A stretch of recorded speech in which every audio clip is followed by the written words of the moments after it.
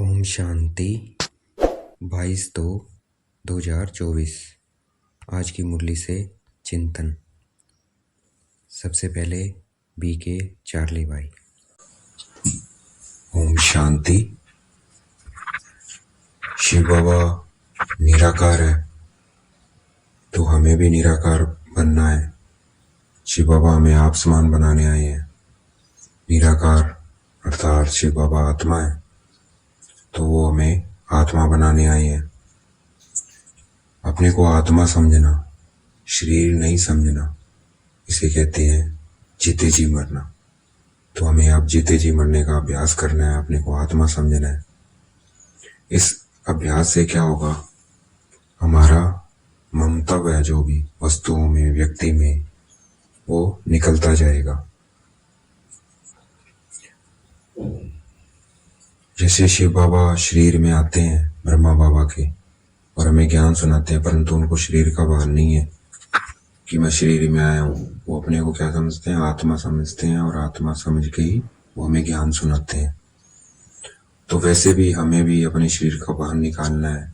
कर्म करते हुए ये याद रखना है कि मैं आत्मा शरीर से कर्म करवा रही हूँ। कर्म किया फिर वापस है शरीर ही हो गए, कहाँ पहुंच गए, परम धाम बाबा के पास।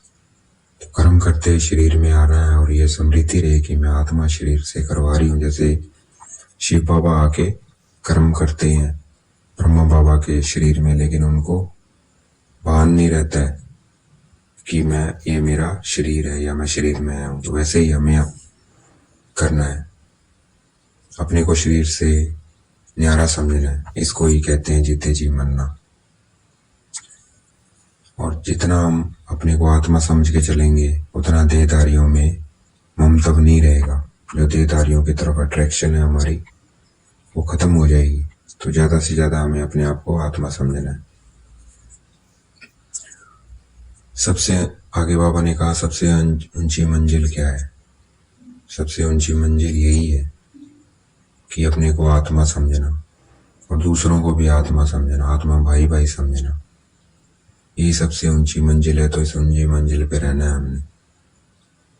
निरंतर दैहिक अभिमानी बनने का हमें अभ्यास करना है कि मैं आत्मा इस शरीर से कर्म करा रही हूँ। ये क्या है, दैहिक अभिमानी बनकर कार्य करना। अच्छा, ओम शांति। अब बारी है BK जोहन भाई। ओम शांति। शिव बाबा कहते जितना तुम मुझे याद करोगे उतना विक्रम विनाश होते जाएंगे। तो अपने को आत्मा समझ के मुझे याद करना है। जितना हम विचार सागर मंथन करेंगे उतनी क्या होगी, हम में उछल आएगी। तो हमें ज्यादा से ज्यादा विचार सागर मंथन करना है इस ज्ञान पर। मैं कौन हूँ, मैं आत्मा हूँ। मैं अपने को आत्मा समझ के कैसे कार्य कर सकता हूँ सारा दिन, ये युक्तियां निकालनी है कि मुझे ये कार्य आत्मा बनकर ही करना है। उसके मुझे देखो कितने फायदे हैं। ममता निकल रहा है मेरा, किसी में लगाव नहीं रहेगा। और जब मैं शरीर छोड़ूंगा तो मुझे कोई तकलीफ नहीं होगी। इसे ही क्या कहते हैं, जीते जी मरना कहते हैं। तो ऐसे ऐसे विचार सागर मंथन करेंगे तो उछाल आएगी। अगर इस पुराने शरीर से ममता नहीं हटाया तो किसी के शरीर में फंस जाएंगे। तो इसलिए हमें किसी में ममत्व नहीं रखना है, ना अपने शरीर में रखना है, ना दूसरों के शरीर में रखना है।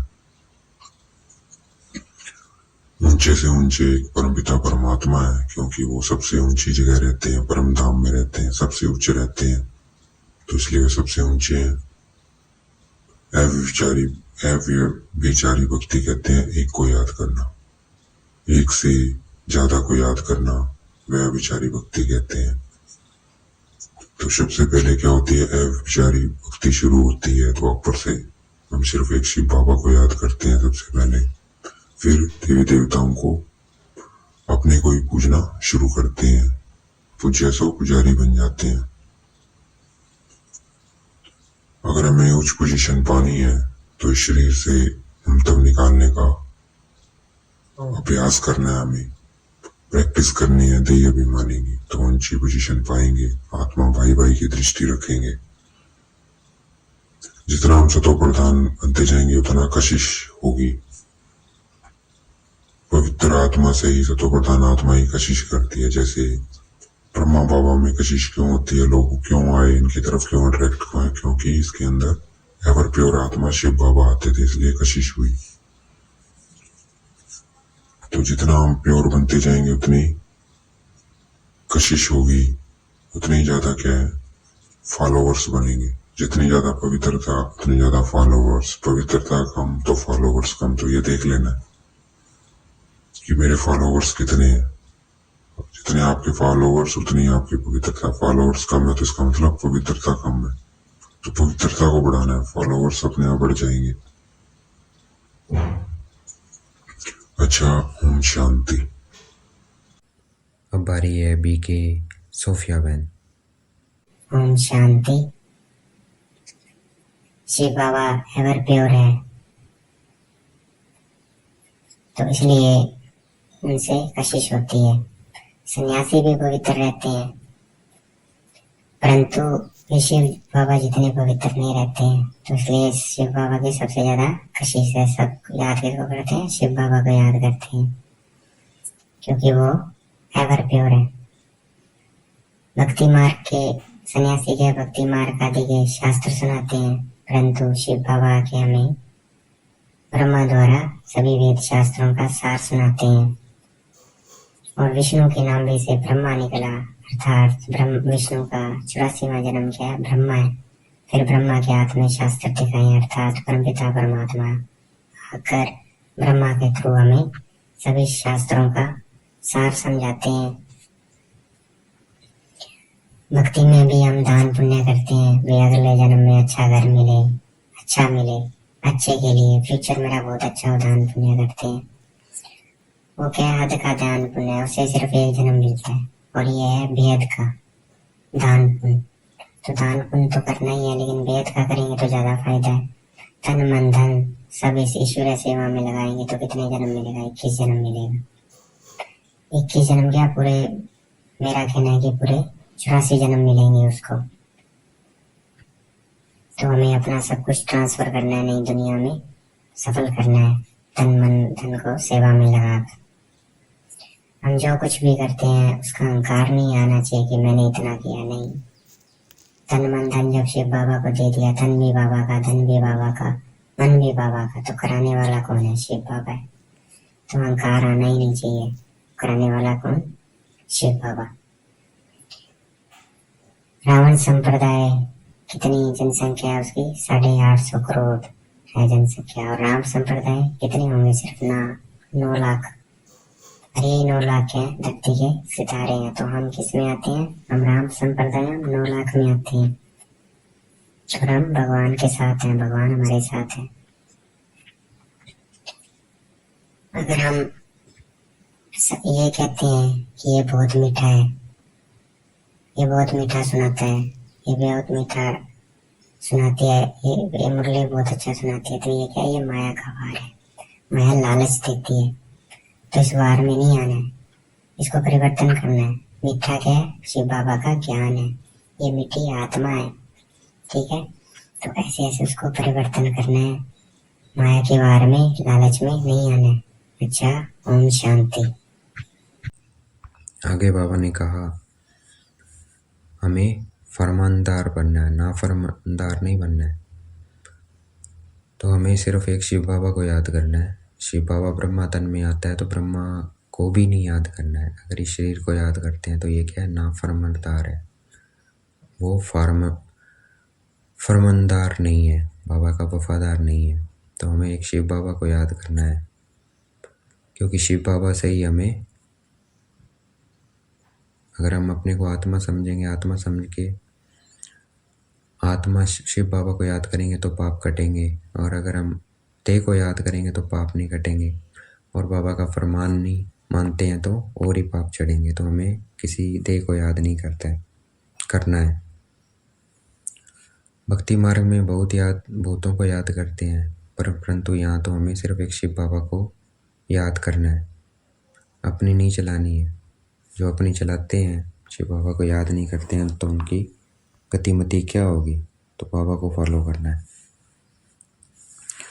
फॉलो फादर, ब्रह्मा बाबा ने किसको याद किया? शिव बाबा को। तो हमें फॉलो फादर करना है। आज का वरदान है सेवा और सब पुरुषार्थ के बैलेंस द्वारा बैलेंसिंग प्राप्त करने वाले कर्मयोगी भाव। तो हमें सेवा और अपने पुरुषार्थ का बैलेंस रखना है। ये नहीं कि सेवा में मस्त हो जाओ, अपने को भूल जाओ, या अपने को ही याद करते रहो, बाबा को याद करते रहो, अपने को आत्मा समझ करो और सेवा ना करो। नहीं, दोनों में बैलेंस रखना है। सेवा भी करनी है और अपना पुरुषार्थ भी करना है, अपने को भी उच्च बढ़ाना है। बैलेंस रखने के लिए हमेशा एक शब्द याद रखना है कि बाप करावनहार है और मैं आत्मा करनहार हूँ। ये बैलेंस रखना है हमेशा। कोई भी कर्म करते बाबा करवा रहा है, और सेवा भी करनी है और अपना पुरुषार्थ भी करना है।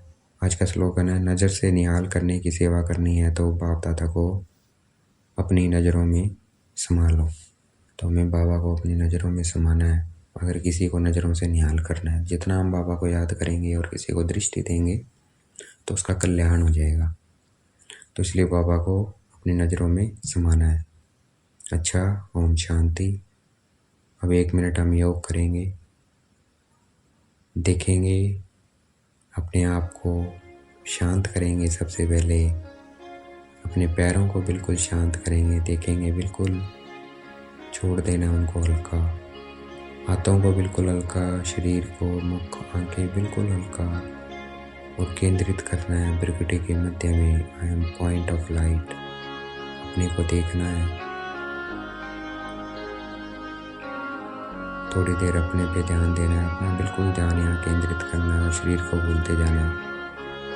I am point of light. फिर शिव बाबा को देखना है। शिव बाबा भी क्या है? Point of light. देखना है बाबा को परम धाम में, अपने को देखना है, बाबा को देखना है।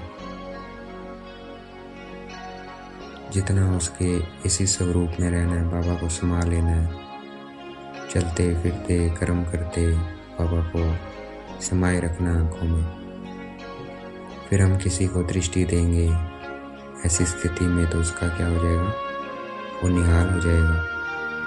उसे हम नज़रों से निहाल कर सकते हैं, उसका कल्याण कर सकते हैं।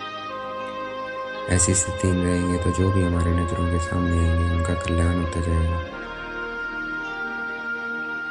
उनको भी रास्ता मिलेगा, वो भी बाबा तक पहुंच जाएंगे। ये सुख शांति का रास्ता मिलेगा।